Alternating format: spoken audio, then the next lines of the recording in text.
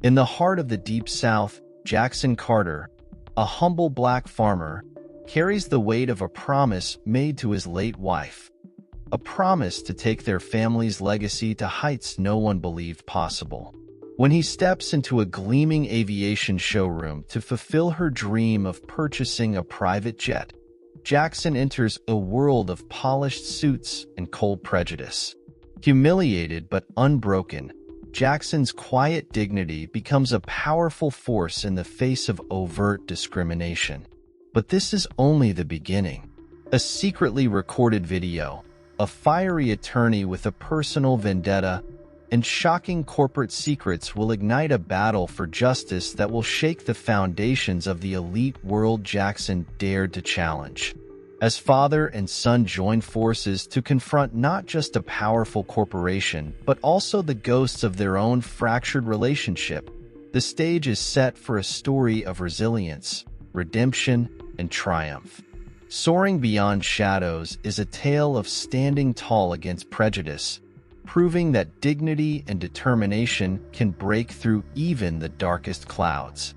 Will Jackson's resolve and his family's newfound unity be enough to rewrite the rules of who belongs where? Or will the weight of a world built on privilege crush their fight for justice? The early morning sun cast a warm golden hue over the Carter family farm.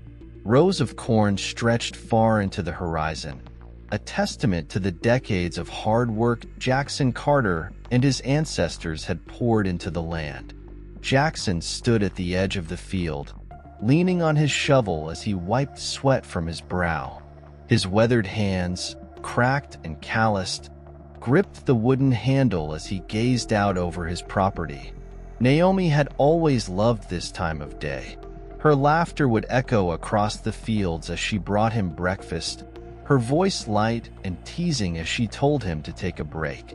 "You can't keep working the land forever, Jackson," she used to say, her hands resting on her hips.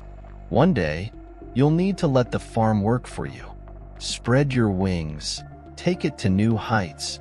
New heights, Jackson whispered to himself now, staring at the horizon. He reached into his pocket and pulled out a small, folded photo of Naomi, her radiant smile shining back at him. "I promised you, Naomi. I promised I'd take us higher." With a heavy sigh, he straightened, his resolve solidifying.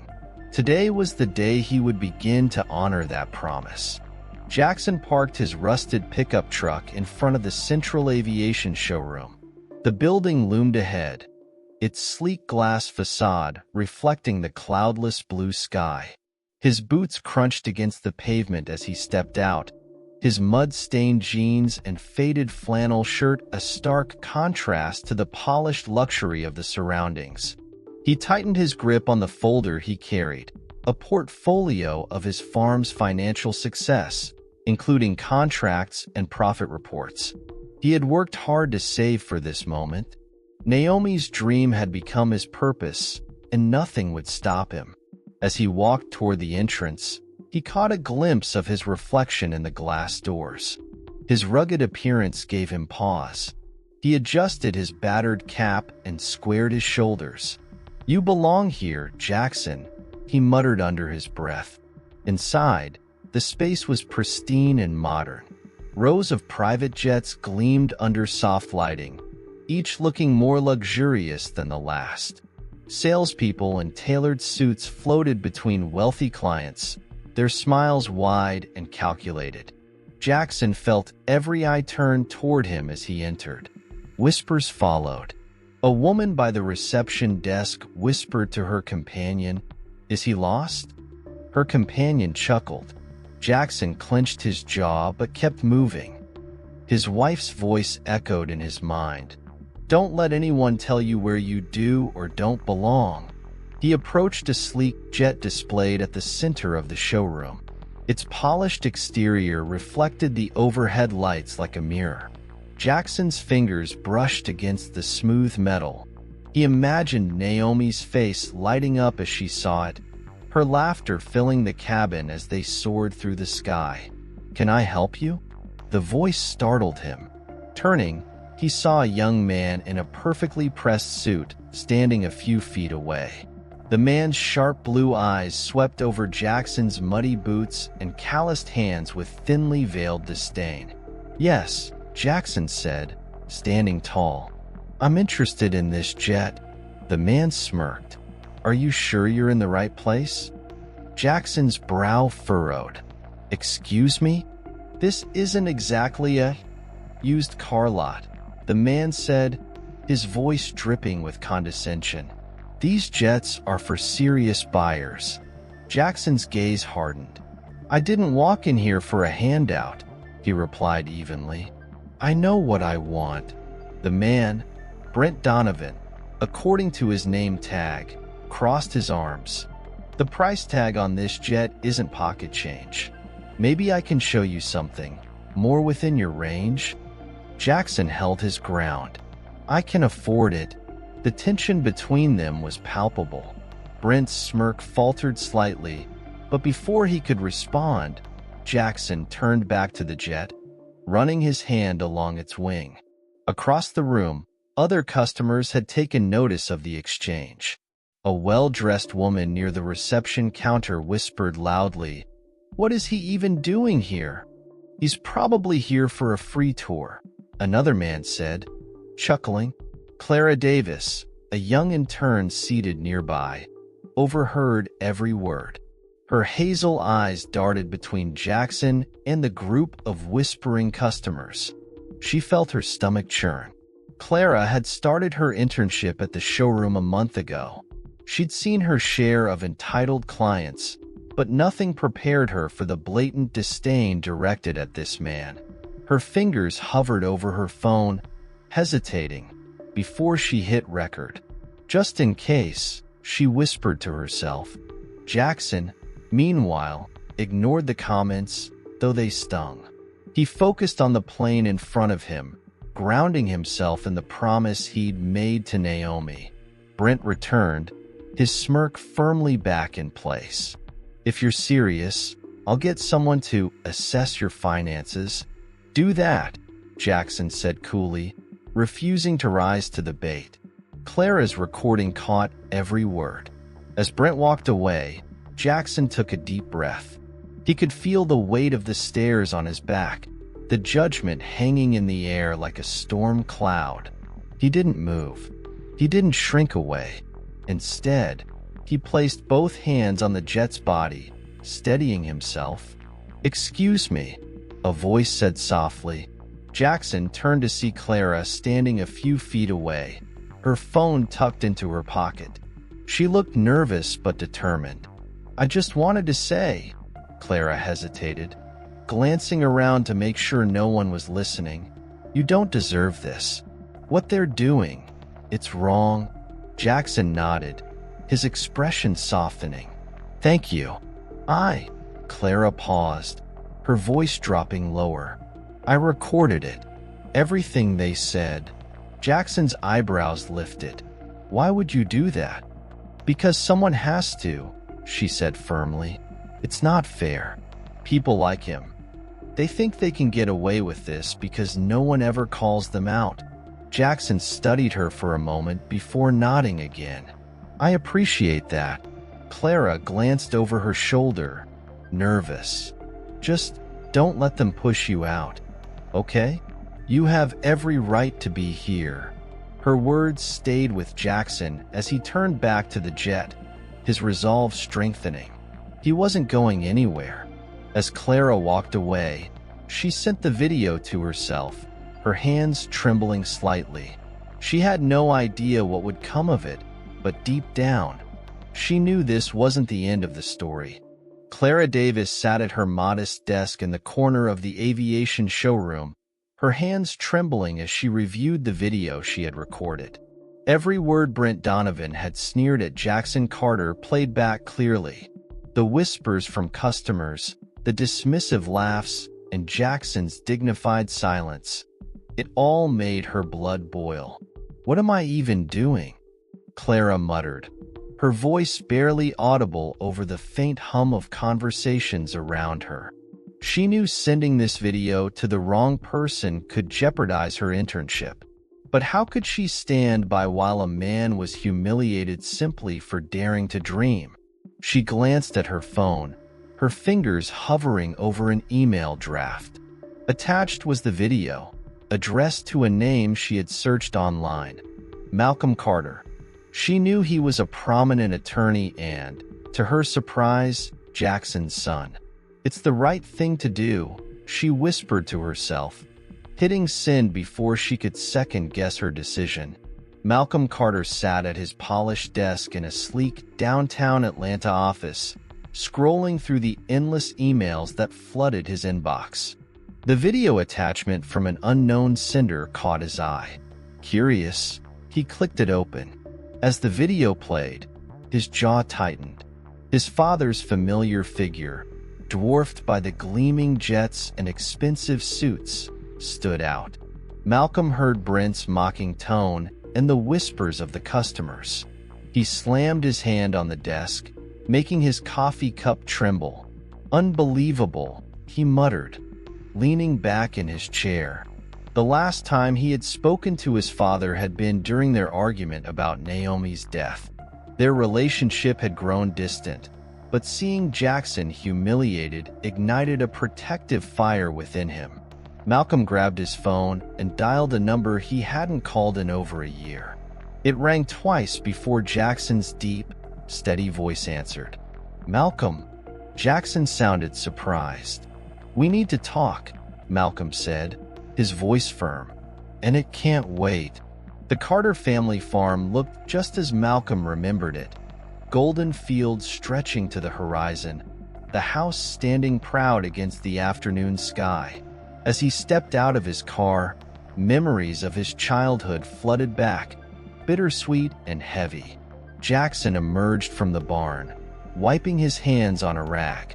His eyes narrowed as he saw Malcolm approach. "Didn't think I'd see you here," Jackson said, his voice measured. "I got a video, Dad," Malcolm replied, holding up his phone. A video of what happened at that showroom. Jackson's expression softened slightly, but his shoulders remained tense. "I don't need your pity, Malcolm." "This isn't about pity," Malcolm shot back. "It's about what's right. They humiliated you, and they think they can get away with it." Jackson studied his son, his silence stretching uncomfortably. Finally, he sighed. "What do you want to do about it?" "I want to fight back," Malcolm said. "And I need your help to do it." Jackson hesitated before nodding. "If it's a fight they want, we'll give it to them." That evening, father and son sat at the kitchen table, surrounded by documents Malcolm had brought from his office. The old farmhouse kitchen, with its creaky chairs and worn tablecloth, seemed an odd place to plan a legal battle, but it felt right. "They've probably done this to other people," Malcolm said, flipping through a stack of papers. "We need more evidence to show a pattern of discrimination." Jackson leaned back in his chair, his hands clasped. "I'm not looking to ruin anyone, Malcolm. I just want what's fair. And what's fair is holding them accountable," Malcolm replied firmly. "This isn't just about you, Dad. It's about making sure they don't treat anyone else like this." Jackson nodded slowly. "I understand. So, what's the plan?" "We start with Clara," Malcolm said, "the intern who sent me the video. She might have more information. And if she doesn't?" Jackson asked. "Then we dig deeper," Malcolm said, his eyes gleaming with determination. "We're going to need all the ammunition we can get." The next morning, Malcolm and Jackson returned to the aviation showroom. The polished marble floors and gleaming jets seemed even more imposing than before. Jackson walked beside his son, his presence quiet but steady. Brent Donovan spotted them immediately, his smirk faltering as Malcolm strode up to him. "Mr. Donovan," Malcolm began, his voice sharp. "My name is Malcolm Carter, and this is my father, Jackson Carter. I believe you met him the other day." Brent's smirk returned, though it looked forced. "Ah, yes. Welcome back. How can I help you?" "You can start by answering a few questions," Malcolm said, pulling out a notepad. "Specifically, about the discriminatory practices this showroom seems to condone." Brent stiffened. "I don't know what you're talking about." "Don't play dumb," Malcolm snapped. "I have a video of your behavior. Care to explain why you thought it was appropriate to humiliate my father in front of your colleagues and clients?" A small crowd began to gather, customers and employees alike watching the confrontation unfold. Brent's confident demeanor cracked, his eyes darting nervously. "This isn't the place for this," Brent said, his voice wavering. "Oh, I think it is," Malcolm replied, "because this is where you decided to make my father the target of your prejudice." Jackson placed a hand on Malcolm's arm. "Let's not make a scene, son." "This isn't a scene, Dad," Malcolm said, his gaze fixed on Brent. "This is accountability." The tension in the room was palpable. Brent finally stammered. "If you have complaints, take them up with our legal department." "We will," Malcolm said coldly. "And when we're done, you'll regret ever underestimating my father." As they left the showroom, Jackson looked at his son with a mix of pride and unease. "You really think we can win this?" Malcolm smiled faintly. "We won't just win, Dad. We'll make sure they never forget it." The day after their tense confrontation at the aviation showroom, Malcolm sat at his desk, poring over his notes and emails. His fingers tapped a rhythm against the keyboard as he finalized the paperwork to file a discrimination lawsuit. Jackson sat across from him, his broad shoulders hunched as he watched Malcolm work. "Are you sure about this, Malcolm?" Jackson asked, his voice low but steady. "I don't want to start something we can't finish." Malcolm didn't look up. "This isn't just about you, Dad. If we let this slide, they'll keep doing it to others. This fight matters." A knock at the door interrupted them. Clara stood there, her expression a mix of nervousness and determination. "I came as soon as I could," she said, holding up a stack of documents. "I have something you'll want to see." Malcolm gestured for her to sit. "What is it?" Clara spread the papers across the desk. "These are internal emails and memos. They were sent around the company, specifically about how to filter out non-ideal clients, as they put it." "It's disgusting." Jackson leaned forward, his brow furrowing. "How did you get these?" Clara hesitated. "Let's just say not everyone in that showroom agrees with what Brent and his crowd do." Malcolm picked up one of the memos and scanned it, his jaw tightening. "This is exactly what we needed." He turned to Jackson. "This lawsuit just got a lot stronger." The following day, Malcolm arranged a meeting with a local journalist.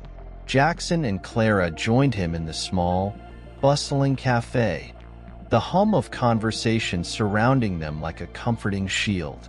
The journalist, a sharp-eyed woman named Diane, leaned forward, her notepad at the ready. "Tell me what happened," she said. "I've heard rumors, but I want to hear it directly from you." Jackson hesitated, his fingers wrapping tightly around his coffee cup. "They treated me like I didn't belong," he began. "Mocked me, judged me, all because I didn't look the part of someone buying a jet." Clara chimed in, her voice firm. "It's more than that. This is systemic. The documents I found show a pattern of discrimination. They target people like Jackson, assuming they're not worthy of being clients." Diane nodded, scribbling notes furiously. "This could blow up, you know. Once this story gets out, the company's going to fight back hard." "Let them," Malcolm said, his tone sharp. "We're ready." Within days, the story was everywhere. Headlines screamed about the aviation company's alleged discrimination. Jackson's stoic face appeared on news segments, his quiet dignity contrasting with the arrogance of Brent Donovan, who became the face of the company's scandal. Malcolm's phone buzzed incessantly with calls from reporters, lawyers, and supporters. Clara's recordings and the internal documents she had provided became the centerpiece of the media storm.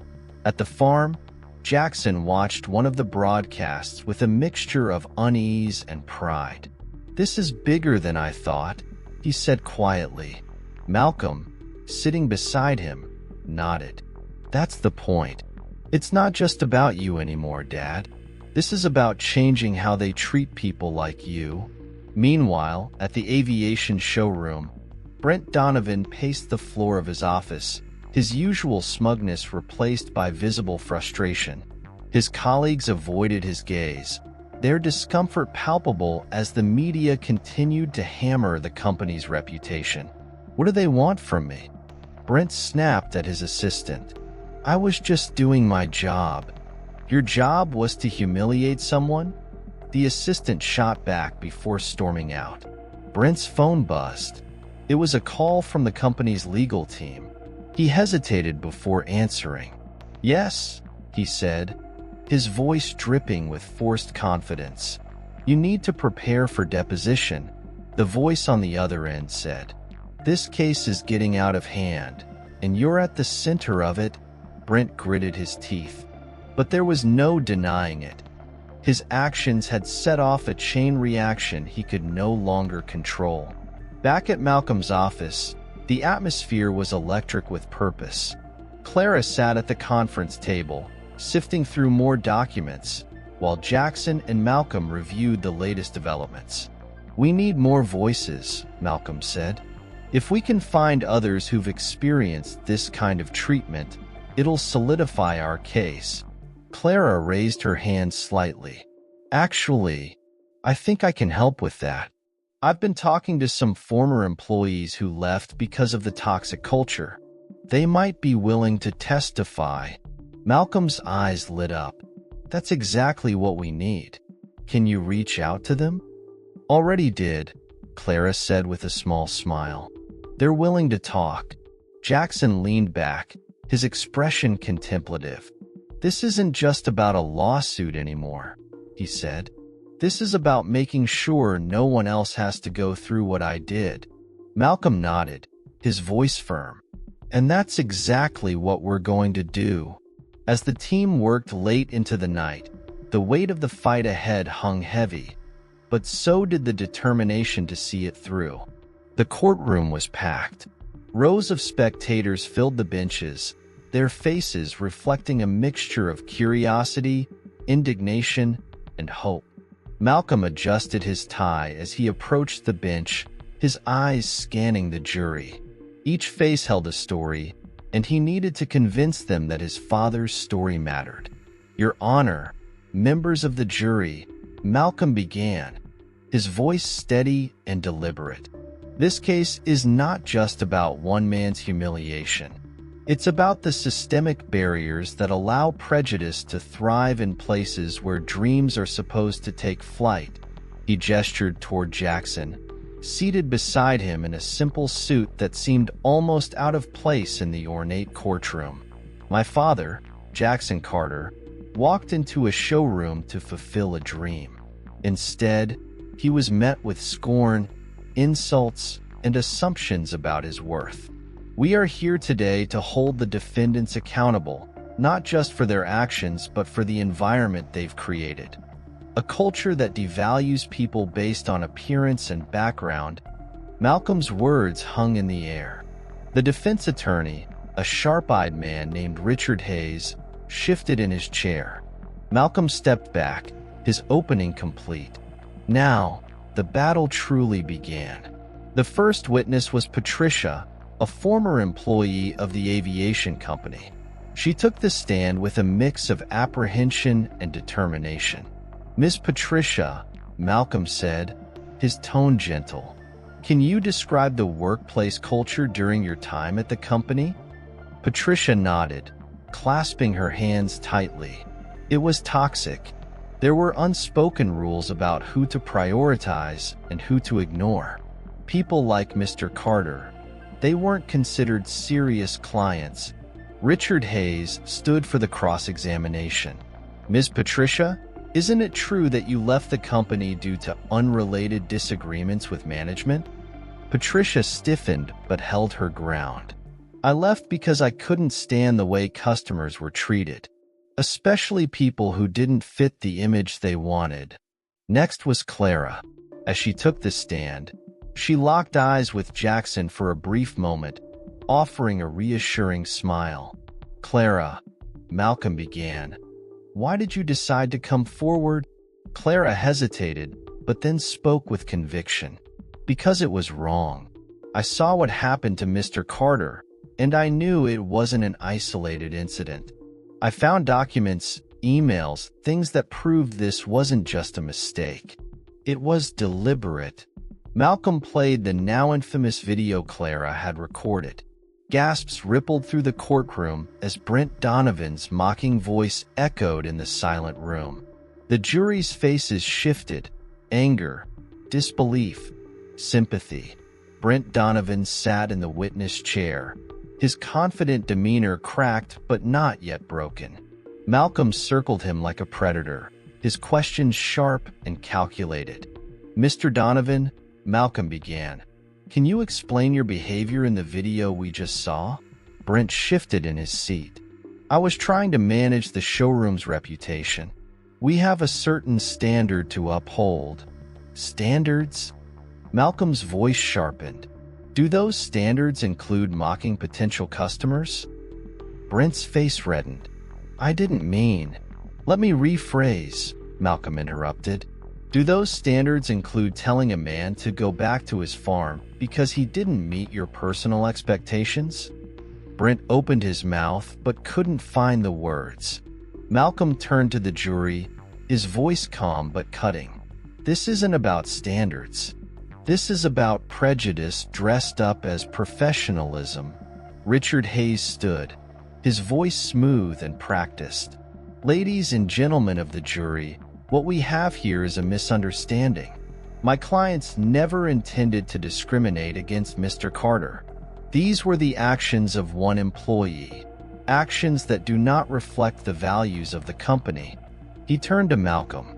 Mr. Carter, isn't it true that your father was treated respectfully by other staff after the initial misunderstanding? Malcolm's eyes narrowed. Respectfully? After being mocked and belittled? No, Mr. Hayes, that's not respect. It's damage control. Hayes pressed on, trying to paint the company as an organization caught off guard by Brent's actions. But the jury's faces remained skeptical. Clara's testimony and the emails she'd uncovered painted a picture too vivid to ignore. As the trial reached its peak, Malcolm played one final card. He presented a series of internal emails Clara had provided, highlighting how the company deliberately avoided serving non-traditional clients. These emails, Malcolm said, holding them up for the jury to see, proved that Brent Donovan was not acting alone. He was following a culture set by the company, a culture that discriminates against people like my father. The defense scrambled to object, but the damage was done. The courtroom fell into a heavy silence as the evidence settled in. Jackson leaned toward Malcolm, his voice low. You're doing good, son. Malcolm nodded, his resolve unwavering. The trial wasn't over, but the tides had turned. The jury's expressions showed that they understood the weight of the case. As the gavel struck, signaling the end of the day's proceedings, Jackson and Malcolm shared a rare, quiet moment of connection. We'll see this through, Dad, Malcolm said softly. For you, for Mom, and for anyone who's ever been told they don't belong, Jackson replied, his voice filled with quiet strength. The courtroom was tense as the judge, a stern woman with sharp eyes and a calm demeanor, settled into her chair. The gavel strike echoed, silencing the murmurs of the spectators. Jackson sat beside Malcolm, his hands folded, his posture straight but humble. The jury had reached a verdict, and everyone held their breath. After reviewing the evidence and testimonies presented, the judge began, her voice steady. This court finds that the actions taken against Mr. Jackson Carter were not isolated incidents, but part of a broader discriminatory culture perpetuated by the defendants. Malcolm shot Jackson a quick glance, his jaw tight, but his eyes gleaming with anticipation. The judge continued, her tone sharp. The defendant, Central Aviation Showroom, is found liable for discriminatory practices and will be held accountable for damages. A murmur rippled through the crowd. The defense team visibly deflated, while Malcolm leaned closer to Jackson, whispering, "We did it, Dad." Jackson exhaled deeply, a faint smile crossing his face. For the first time in weeks, the weight on his chest felt lighter. Outside the courtroom, reporters swarmed Malcolm and Jackson, cameras flashing and microphones thrust in their faces. Jackson kept his words brief, but Malcolm took the opportunity to address the larger issue. "This case was never just about my father," Malcolm said, his voice clear and strong. "It's about accountability and ensuring that no one is judged based on how they look or where they come from." Later that evening, the company issued a public apology, both in writing and through major media outlets. Brent Donovan, whose smug arrogance had become a symbol of the scandal, was notably absent from the statement. At the Carter family farm, the apology aired on the small living room television. Jackson, Malcolm, and Clara watched in silence. When it ended, Jackson turned to his son. "This won't fix everything," he said, his voice soft but firm. "But it's a start." Malcolm nodded. "One step at a time, Dad." The next morning, Brent Donovan sat alone in his once impressive office, now stripped of its prestige. Boxes lined the walls, filled with the remnants of his career. His dismissal had been swift, the company desperate to salvage its reputation. As he packed, his phone buzzed with notifications. Headlines about the trial, public outrage over the company's actions, and social media posts tearing apart his reputation. He ignored them all, focusing instead on the small, polished plaque that had once adorned his desk. "Top Salesman of the Year." Brent sneered, tossing it into a box. "Guess that doesn't matter anymore," he muttered bitterly. For Brent, the verdict wasn't just a loss. It was a public humiliation that stripped him of his power and influence, leaving him to face the consequences of his actions. Back at the Carter farm, the family gathered around the dining table. The warm glow of the hanging light illuminated their faces, a stark contrast to the tension that had filled the room weeks earlier. "You know," Malcolm began, his fork idly poking at his plate, "I didn't think we'd get here." Jackson glanced up, his brow furrowing. "What do you mean?" "This," Malcolm said, gesturing to the table. "Sitting together, talking, for a while. I wasn't sure we'd ever be a family again." Jackson set his utensils down, his hands clasping together. "I never wanted us to drift apart, son. Losing your mother. It was hard on all of us." Malcolm nodded, his throat tightening. "I know, Dad. And I should have been here. I shouldn't have run away." Clara, seated beside them, cleared her throat gently. "It's not about what happened before. It's about what you're doing now. You both fought for something bigger than yourselves. That's what matters."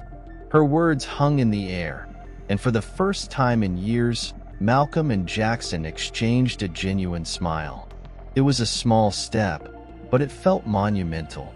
The community came together that weekend to celebrate the Carter family's victory. Neighbors, friends, and even local activists gathered at the farm, sharing food, stories, and laughter. A banner hung across the barn, reading, "Justice takes flight." As the sun set, Jackson stood on the porch, watching the crowd with a contented smile. Malcolm joined him, holding 2 glasses of lemonade. "Thought you could use this," he said, handing one to his father. "Thanks," Jackson replied, taking a sip. "You did good, son. Your mother would have been proud." Malcolm's throat tightened again, but he managed a nod. "We both did, Dad." Together. The sound of laughter drew their attention back to the crowd. Clara stood with a group of younger women, animatedly recounting her role in the case. And then Malcolm turned to the jury and said, she mimicked Malcolm's sharp tone, earning a round of applause from her audience. "She's going to do big things," Jackson said, his gaze softening. "Naomi would have liked her." Malcolm smiled. "Yeah, she would have." As the evening wore on, Jackson and Malcolm joined the celebration, surrounded by warmth, gratitude, and a sense of triumph. They had fought for justice and won, not just for themselves but for anyone who had ever been told they didn't belong. The rival jet company showroom was smaller but exuded warmth and professionalism. The staff greeted Jackson and Malcolm with genuine smiles, a stark contrast to their previous experience. A polished salesman named Robert approached, extending a hand. "Mr. Carter, welcome," Robert said. "It's an honor to assist you." Jackson shook his hand, his expression calm but hopeful. "Thank you. I'm looking for something that fits my needs, but I also want to work with people who treat me with respect." Robert nodded. "We pride ourselves on treating every customer like family. Let me show you what we have." As they toured the showroom, Jackson felt at ease. The staff explained the features of each jet without a hint of condescension, and the atmosphere was refreshingly inclusive. Malcolm watched his father closely, noticing the relaxation in his shoulders. "This feels right," Jackson finally said, running his hand over the wing of a sleek jet. "Naomi would have loved this one." Malcolm placed a hand on his father's shoulder. "Then let's make it happen." A few weeks later, Jackson stood on the tarmac, gazing at the jet he had just purchased. The plane gleamed under the afternoon sun, its sleek design a testament to years of hard work and determination. Malcolm stood beside him, a mix of pride and admiration in his eyes. "You ready for this, Dad?" Malcolm asked. Jackson chuckled softly. "I've been ready for years." They boarded the jet together, the interior luxurious but understated. Jackson ran his hand over the leather seats, his mind drifting to memories of Naomi. He could almost hear her voice, full of excitement and wonder. As the plane taxied down the runway, Malcolm looked over at his father. "Mom would be proud, you know." Jackson nodded, his voice thick with emotion. "I hope so." The jet lifted off, the world below shrinking away. For Jackson, the flight wasn't just a realization of a dream. It was a moment of triumph over prejudice, doubt, and loss. The Carter family farm buzzed with energy as neighbors, friends, and community members gathered to celebrate Jackson's achievement. Strings of lights hung between trees, and tables were piled high with food. A large banner stretched across the barn. "Dreams take flight." Clara stood near the food table, chatting animatedly with a group of young women. She waved when she spotted Jackson and Malcolm approaching. "Mr. Carter, Malcolm, this is incredible." Jackson smiled warmly. "It's not just my victory. It's for everyone who's ever been told they couldn't do something." As the evening wore on, Jackson stood to address the crowd. "I want to thank each of you for your support," he began. "This fight wasn't easy, but it was worth it. Not just for me, but for what it means, for proving that no one can tell you where you belong." The crowd erupted into applause, and Jackson stepped down, his heart full. Naomi's absence was a quiet ache, but he felt her presence in the laughter and warmth around him. After the celebration, Clara approached Malcolm with a shy smile. "I've been thinking about what's next for me," she said. "This whole experience, it's made me want to do more." Malcolm raised an eyebrow. "What do you mean?" "I want to go to law school," Clara said, her voice steady. "Seeing what you and Mr. Carter did, it's inspired me. I want to fight for people who don't have a voice." Malcolm's expression softened. "That's a big decision, Clara, but if anyone can do it, it's you." She smiled. "Thank you, and thanks for showing me what justice can look like." As the evening wound down, Jackson sat on the porch, gazing at the horizon. The stars began to emerge, twinkling against the deepening sky. Malcolm joined him, carrying 2 cups of coffee. "You did it, Dad," Malcolm said, handing him a cup. "We did it," Jackson corrected. "This was a team effort." They sat in comfortable silence for a moment before Jackson spoke again. "I've been thinking about what's next. This jet, it's not just for the farm. I want to use it to help others. Maybe create opportunities for people like us." Malcolm nodded, a smile tugging at his lips. "I think Mom would like that." Jackson leaned back, his gaze steady on the horizon. "She'd like knowing we're still moving forward." As the night settled in, the Carter family's journey felt complete. But it was only the beginning of something greater. Their victory wasn't just about a jet or a courtroom win. It was about resilience, redemption, and the power of standing together. Jackson Carter stepped into the original aviation showroom, the place where his journey had begun. The polished floors and gleaming jets looked the same, but the atmosphere felt different. The judgmental stares and whispered insults that had greeted him on his first visit were nowhere to be seen. Brent Donovan was gone, his absence a quiet acknowledgement of the showroom's transformation. The remaining staff, now cautious and professional, greeted Jackson with measured politeness. As Jackson walked to the center of the showroom, he paused in front of the jet he had admired that fateful day. His reflection stared back at him in the polished metal. "Mr. Carter," a young employee approached hesitantly. "Is there something we can assist you with?" Jackson turned, a faint smile on his lips. "No, I'm just here to remind myself where it all started." The employee nodded, stepping back respectfully. Jackson ran his hand over the jet's body, the memory of that first encounter still fresh. Turning to leave, he glanced over his shoulder and said quietly, "Treat everyone with respect. That's how you'll keep flying." Across town, Jackson visited the rival jet company where he had purchased his plane.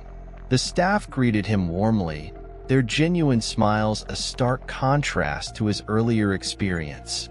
Robert, the salesman who had treated Jackson with respect from the start, approached him eagerly. "Mr. Carter, how's the jet treating you?" Jackson chuckled. "It's everything I hoped for. You all made the process easy and dignified." Robert beamed. "That's what we're here for. It's not just about selling jets. It's about building trust." The company had experienced a surge in business following the trial. Customers who had once patronized the original showroom now flocked to its ethical competitor, drawn by its reputation for fairness and professionalism. Before leaving, Jackson shook Robert's hand firmly. "You all set a good example. Keep it up." Later that day, Jackson boarded his jet for a solo flight. The plane hummed softly as it lifted off, climbing into the endless blue sky. As he gazed out the window, the sprawling patchwork of fields below reminded him of the farm, of the life he had built with Naomi. Her voice echoed in his mind, full of warmth and encouragement. "One day, Jackson, will take to the skies." Tears welled in his eyes, but they were not tears of sadness. They were tears of fulfillment, of honoring a promise he had made long ago. "This is for you, Naomi," he whispered, his voice steady. "We made it." The jet soared higher, the horizon stretching endlessly before him. In that moment, he felt truly free. Back at the farm, Jackson, Malcolm, and Clara sat on the porch, sipping iced tea as the sun dipped below the horizon. The evening air was warm, filled with the hum of crickets and the occasional rustle of the wind through the fields. "What's next for you, Dad?" Malcolm asked, breaking the comfortable silence. Jackson smiled, setting his glass down. "I've been thinking about using the jet for something more. Expanding the farm's reach, sure, but also helping other farmers. Maybe even offering flights for kids who've never seen the world beyond their towns." Clara's eyes lit up. "That sounds amazing. Turning your dream into something that lifts others." Jackson nodded. "It's what Naomi would have wanted." Malcolm leaned back, a rare moment of contentment on his face. "She'd be proud of you, Dad. Proud of all of us." The three sat in quiet unity, the bonds between them stronger than ever. As night fell, Jackson found himself alone on the porch, staring at the stars. The jet sat on the nearby airstrip, its silhouette sharp against the moonlit sky.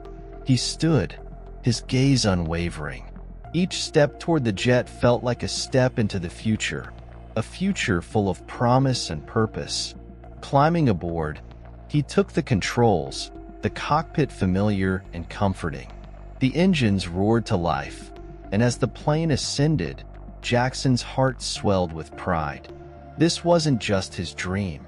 It was Naomi's dream, his family's legacy, and a symbol of the barriers they had broken together. As the plane soared above the clouds, Jackson smiled. The sky was limitless, just like the possibilities ahead.